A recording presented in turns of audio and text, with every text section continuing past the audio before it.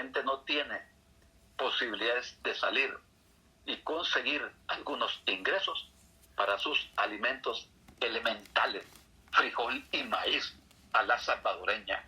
No tiene esa posibilidad. Y no estamos en contra de la medida, estamos a favor de las medidas, estamos a favor de la seguridad de la gente, pero eso tiene que ser debidamente aprobado por el órgano legislativo.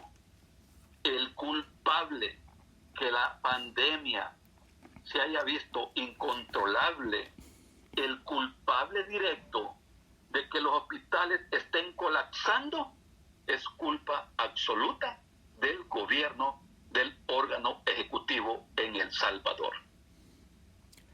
Interesante aquí con la diáspora que nos dicen ya la semana pasada, inclusive nos dicen ustedes, Radio Farabundo Martí Internacional, ya habían dicho que la embajada había ordenado la extensión, había ordenado 15 días más. Eso fue hace más de 10 días que la Radio Farabundo Martí lo dijo por los documentos que tenía en los escritorios.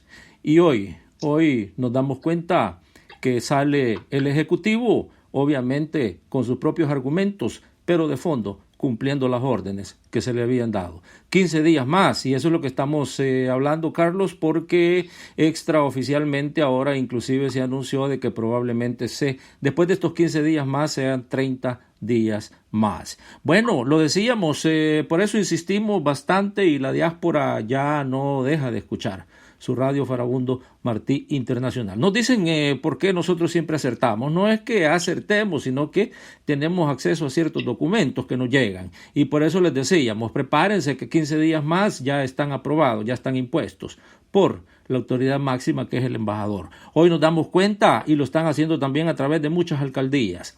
Ya hay alcaldías que ya están tomando ellos la medida de decretar un cerco prácticamente militar. Saludable, le dicen ahí, de salud, nada que ver con eso, sino que son cercos militares que están haciendo ya en varias alcaldías y así van a ir, alcaldía por alcaldía, departamento por departamento. El concepto se mantiene.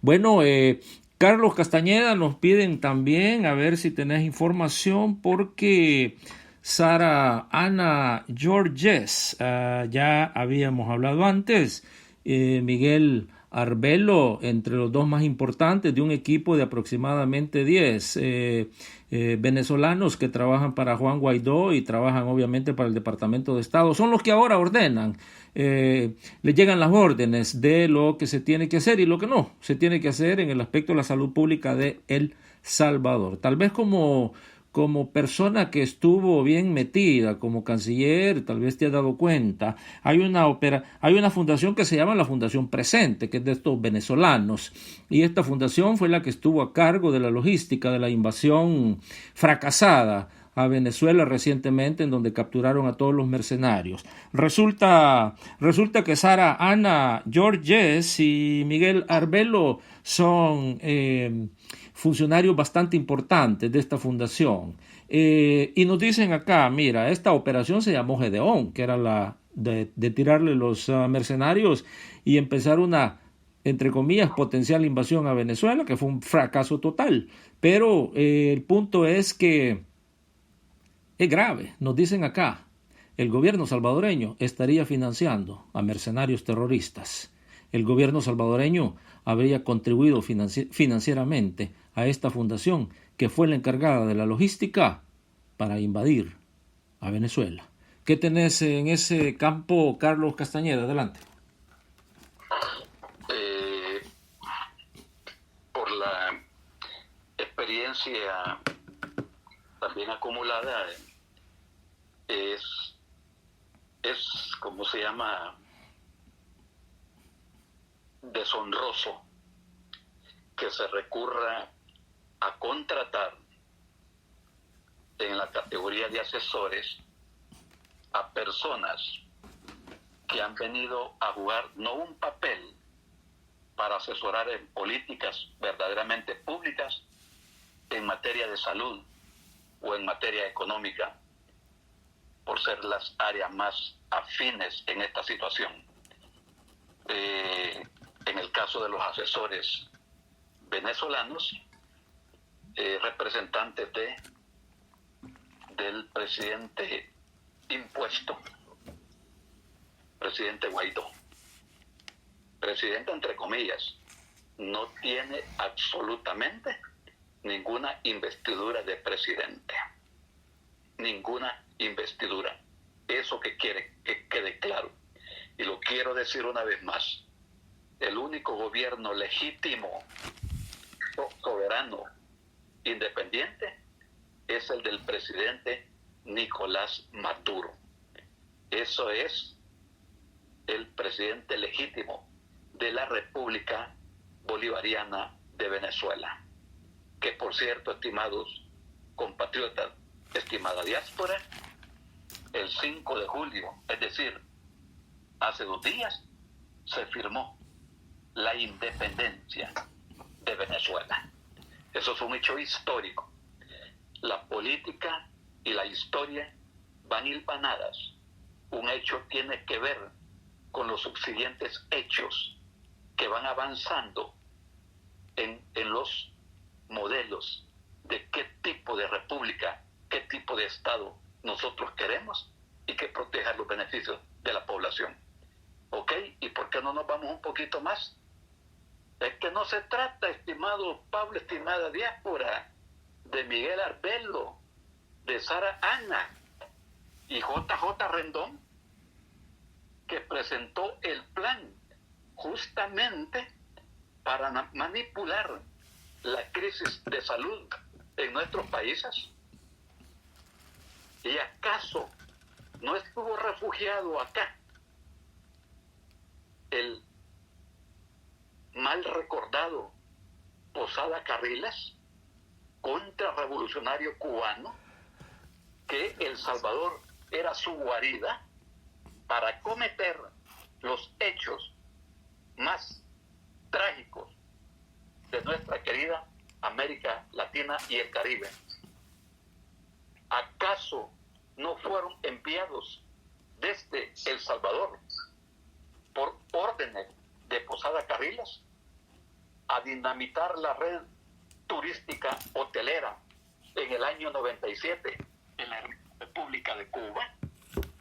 O sea que la contrarrevolución, haya crisis de salud o no haya crisis de salud, hayan terremotos, hayan catástrofes naturales, el objetivo de la contrarrevolución es aprovechar esas circunstancias para seguir desestabilizando, violentando la soberanía de nuestros pueblos y de nuestros países.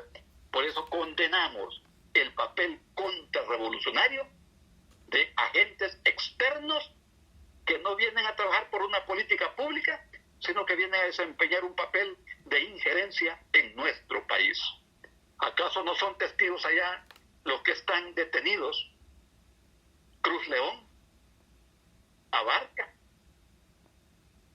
allá están en Cuba detenidos por esos actos terroristas del 97, diseñados y ordenados por el otrora Posada Carriles, marca del terrorismo internacional. Habla de una guerra. Carlos, nos dicen acá, allá Nayib Bukele ha dado declaraciones a través de su medio favorito, ha mandado algunos tweets. Al parecer está preparando a la población. Dice, la guerra ha comenzado. Una guerra a la cual se le denomina, algunos nos dicen, va a ser una guerra completamente mediática, una guerra de terrorismo mediático, una guerra que también se va a alimentar de todos esos muertos que ya vienen.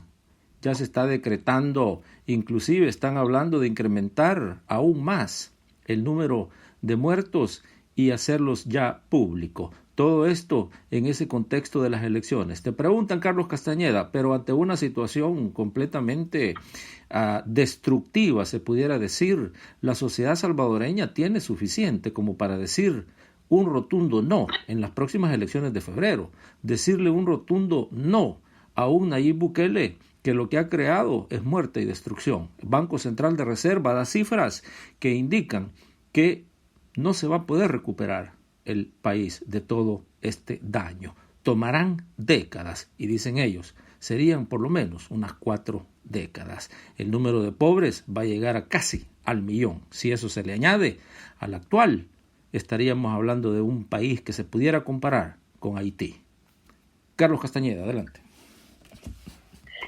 Sí, hay aspectos muy delicados que queremos comentar. Y no solamente más pobres, sino que los que van a engrosar las filas de la extrema pobreza.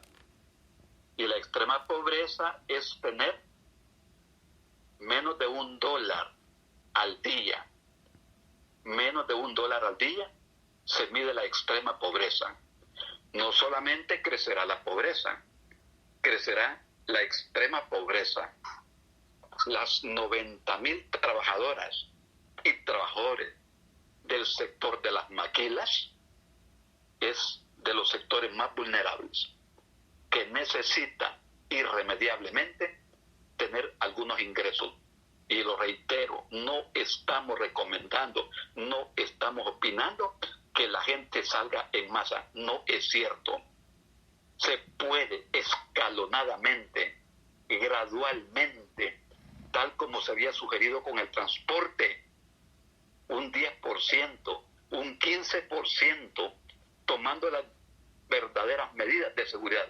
La población comprende, la población es disciplinada cuando se le dan los 10 mandamientos, cuando se les pone el catecismo, los mandamientos a cumplir, las reglas a cumplir, la normativa a cumplir, la legislación a cumplir. Lo comprende nuestra población. Los pueblos son sabios, los pueblos tienen intuición, y no son sabios porque tengan bachillerato o 3 años de universidad. Es por la misma vida que los curte en las necesidades de sobrevivir y todo. Y la gente cumple esas disposiciones. La ministra de Turismo lo declaró públicamente en uno de los canales de televisión. El turismo, dijo, se va a reponer dentro de 10 años. Ojo, una década. Eso es para empezar. ¿Cuántos años tardará? ¿Y cuántos millones de salvadoreños no hacen o no hacemos turismo? Porque ni siquiera podemos trasladarnos de los Cóbanos al Majagual. Ni siquiera. Millones de familias que no pueden venir a Apulo, de allá de la Unión del otro lado, porque el nivel de ingresos no lo permite. Ni siquiera en nuestro mismo país se puede ejercer el turismo casero, doméstico, porque las condiciones son muy adversas. Y en el tema de los datos económicos, el desempleo galopante, la deuda pública del país. ¿Y qué significa más deuda? Que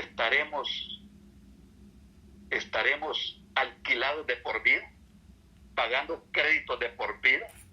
¿Y a quién se le imponen los tributos, los impuestos y otras cargas tributarias? A los sectores populares, al sector formal y al sector informal van dedicadas esas cargas tributarias para mitigar, para atenuar los intereses de la deuda. Es decir, estamos ya prácticamente de por vida endeudados. Nuestros nietos, vuestros sobrinos que ustedes dejaron aquí en El Salvador, las sobrinas, las tías, los bisnietos, estaremos endeudados eternamente por los niveles de la deuda contraída. Pero el FMLN ha sido responsable en esta crisis de la pandemia, concurriendo con sus votos para permitir que el Ejecutivo tenga los fondos, tenga la liquidez necesaria para atender la pandemia. Pero eso no se está viendo, no está siendo traducido en la ejecución. Y se dieron cuenta, estimados compatriotas, diáspora y quienes nos oyen, que ya la auditoría de la Corte de Cuentas de la República ha detectado